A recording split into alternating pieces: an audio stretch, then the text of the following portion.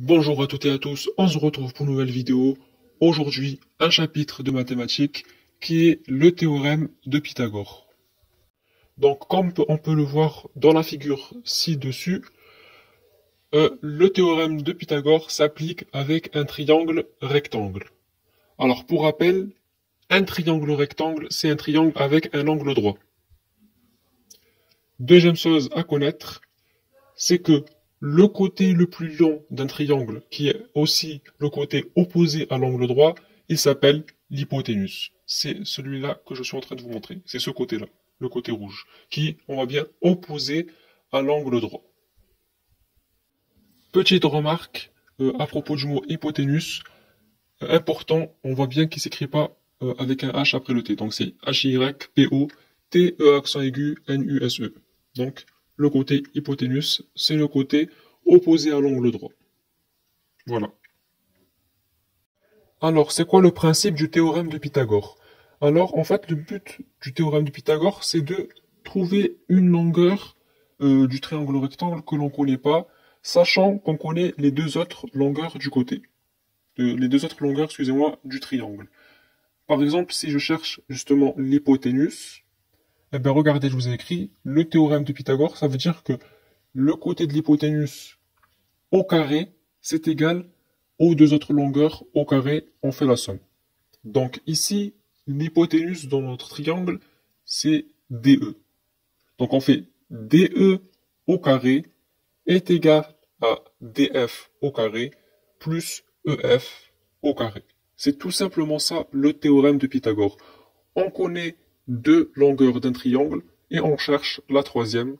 Pour cela, on utilise le théorème de Pythagore. Voilà. DE au carré est égal à EF au carré plus DF au carré.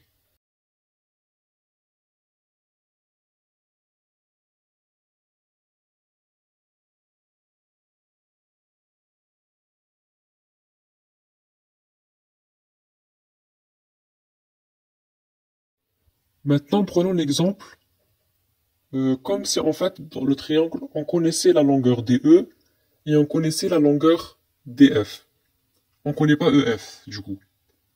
Eh bien on fait EF au carré est égal et on prend du coup l'hypoténuse. Donc c'est pour ça que c'est important de connaître qu'est-ce que c'est l'hypoténuse, le côté opposé à l'angle droit. Et ici, le côté opposé à l'angle droit, c'était DE. On fait DE au carré moins DF au carré. Je vous l'ai pas dit tout à l'heure, mais tout à l'heure, quand on avait DE au carré est égal à EF au carré plus DF au carré, on voit bien que là, c'est pour trouver DE au carré. Comment on fait pour trouver la longueur véritable DE? On utilise tout simplement la racine carrée que je vous ai mis ici en rouge. Donc on fera racine au carré du résultat de EF au carré plus DF au carré et on trouvera DE. Vous allez voir, c'est simple, on va utiliser ça justement dans un exercice. Donc on a dit que si on cherchait EF au carré, eh ben on fera DE au carré moins DF au carré. Si on cherche l'hypoténuse, on fait la somme des carrés des autres longueurs. Si on connaît l'hypoténuse et une autre longueur, on fait l'hypoténuse moins la longueur qu'on connaît pour trouver la longueur que l'on ne connaît pas. Pareil, pour trouver EF, on fait racine au carré de DE au carré moins DF au carré. Tout simplement. C'est tout simplement ça le théorème de Pythagore. C'est que on a un triangle rectangle, on connaît deux longueurs, on cherche la troisième, on utilise l'hypoténuse est égale à la somme des longueurs au carré. Voici un exercice. On a le triangle KML. On connaît KL, on connaît LM et on cherche KM. Là, c'est vraiment un exercice de base sur le théorème de Pythagore. Quand vous êtes devant cet exercice, la première chose que vous devez faire, c'est chercher l'hypoténuse. Donc, la question, c'est dans ce triangle, quelle est la longueur qui correspond à l'hypoténuse? Je vous laisse 5 secondes.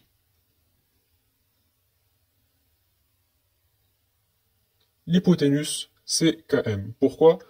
Parce qu'on voit bien que la longueur KM, elle est opposée au carré. Donc à l'angle droit qui est L. Tout simplement.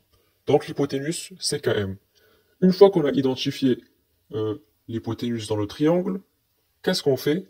eh ben, on pose l'égalité qu'on avait dit. On avait dit quoi? Que c'était l'hypoténuse au carré est égal à la somme des autres longueurs au carré. Mais avant cela, vous écrivez une phrase. Donc ici, la présentation, elle est importante. Vous écrivez la première phrase suivante. Le triangle KML est rectangle en L. Donc, d'après le théorème de Pythagore, on a. Cette phrase, elle est importante et elle est obligatoire quand vous rédigez. La rédaction, elle compte sur le chapitre du théorème de Pythagore. Vous présentez d'abord le triangle, vous dites comment il s'appelle, il est rectangle en quoi, et vous dites quel théorème vous utilisez.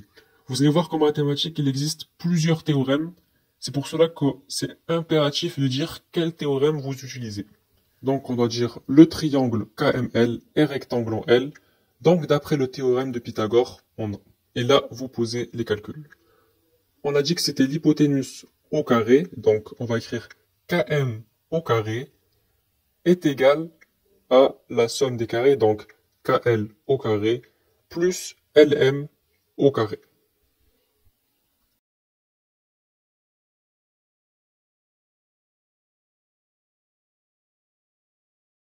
Donc on identifie bien la longueur KL au carré plus LM au carré. Ensuite, on réécrit KM au carré et on remplace les valeurs des deux autres longueurs connues. Donc la longueur de KL et la longueur de LM.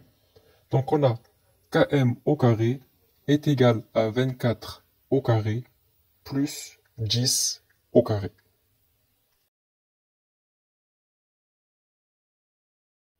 Donc on calcule les carrés, on réécrit KM au carré est égal à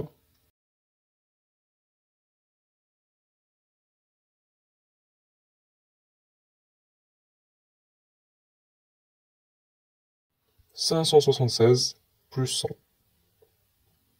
On écrit KM au carré et on écrit la somme. Donc 576 plus 100, ça fait 676. Donc si vous regardez bien l'instant, on a écrit à chaque fois KM au carré. Là, on va écrire que KM. Faites attention, on ne met pas le carré. Sinon, l'égalité va être fausse. On va écrire que KM. Et on va utiliser l'outil mathématique qu'on avait dit tout à l'heure, la racine carrée. Donc on va faire KM est égal à racine de 676. Faites attention, ne mettez pas le carré quand vous mettez la racine. Sinon, le résultat sera faux. Enfin, l'égalité en tout cas, elle sera fausse. Et du coup, on calcule, grâce à une calculatrice, du coup, KM est égal à 24 cm. Voilà. Encore une fois, n'oubliez pas l'unité. Sinon, on ne sait pas 24 quoi, 24 tomates, 24 pommes, etc. Donc 24 cm. Il faut bien savoir ce qu'on mesure en fait. Donc voilà, ça c'était pour l'exercice 1. Là, on cherchait l'hypoténuse. Maintenant, voici un autre exercice, l'exercice 2. Voici un triangle PNR. Et on vous demande de calculer la longueur NP. Et d'arrondir au dixième. Qu'est-ce que ça veut dire arrondir au dixième? Ça veut dire arrondir au premier chiffre après la virgule. Donc ça veut dire que le deuxième chiffre après la virgule, vous ne le mettez pas. Vous arrondissez. Si le deuxième chiffre après la virgule, il est égal à 5 ou supérieur à 5, vous ajoutez un rang au premier chiffre après la virgule. Sinon, vous gardez que le premier chiffre après la virgule. Donc, qu'est-ce qu'on fait? Première chose à faire, on a dit, c'était de chercher l'hypoténuse. Je vous laisse encore une fois 5 secondes pour l'hypoténuse.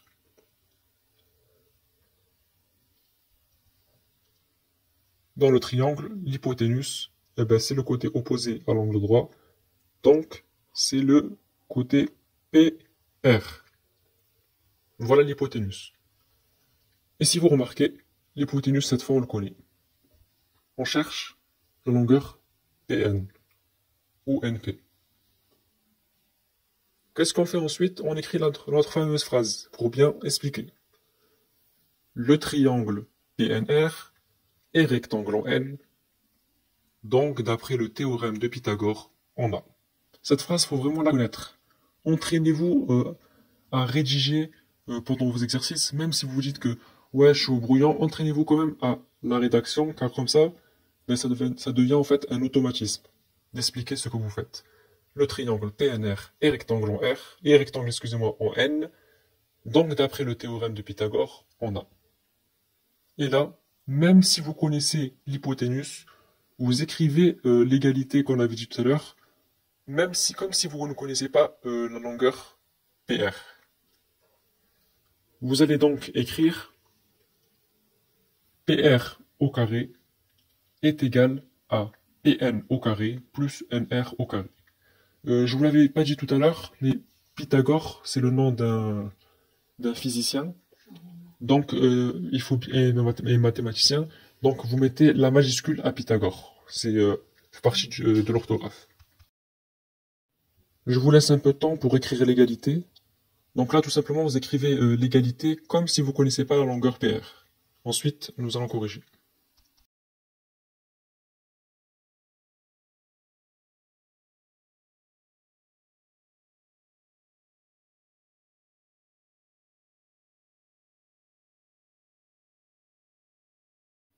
Alors c'est bon, vous avez réussi à l'écrire? On va corriger. Donc, on a dit qu'on écrivait l'hypoténuse au carré, donc on écrit PR au carré est égal à EN au carré plus NR au carré. J'ai écrit PN, on cherche NP, nous, c'est la même chose, juste que j'inverse le nom. On peut l'appeler PN ou l'appeler NP. Mais c'est vrai que dans l'idéal, c'est mieux de l'appeler NP comme dans l'énoncé. Donc, cette fois, on cherchait NP ou PN du coup. Vous l'écrivez en premier dans l'égalité, comme tout à l'heure au début de la vidéo dans l'exemple. On écrit PN est égal, et on met l'hypoténuse moins la longueur connue. Important. L'hypoténuse, c'est lui, on l'a dit, le plus grand. Donc on fait l'hypoténuse, le carré de l'hypoténuse, moins la longueur au carré qui est connu. Et ensuite, tout simplement, on remplace par les valeurs. Donc Pn au carré est égal à 7 au carré moins 6 au carré. Donc Pn au carré est égal à, donc 7 au carré, ça fait 49, moins 6 au carré qui fait 36, donc 49 moins 36.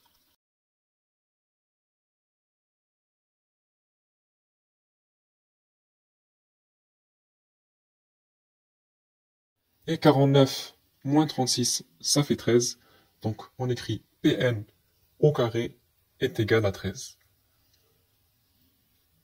Et à la fin, on cherche nous Pn, donc on écrit Pn sans le carré, attention on l'écrit bien sans le carré, est égal à racine de 13. Ce qui fait environ 3,6 cm. Environ, parce qu'on avait dit qu'on arrondissait au dixième, donc 3,6 cm. Voilà le principe du théorème de Pythagore. On a bien vu dans le premier exercice, quand on cherchait l'hypoténuse, là on le voit avec l'hypoténuse connue et on cherche une autre longueur. On a bien vu les deux cas. Voilà le principe. Et après, on peut écrire la phrase réponse en fait. D'après le théorème de Pythagore, la longueur Pn vaut 3,6 cm.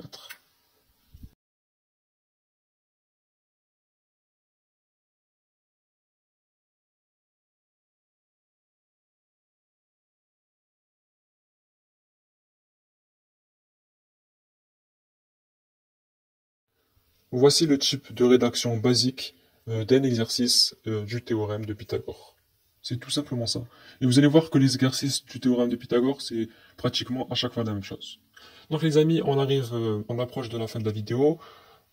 Le théorème de Pythagore, ce qu'il faudra connaître particulièrement, on a dit l'hypoténuse, sa définition, le côté opposé à l'angle droit, savoir le déterminer avec un triangle, et donc pouvoir ensuite faire les calculs nécessaires pour le théorème de Pythagore. Deuxième chose, j'ai dit de ne pas oublier, attention, n'oubliez pas les carrés.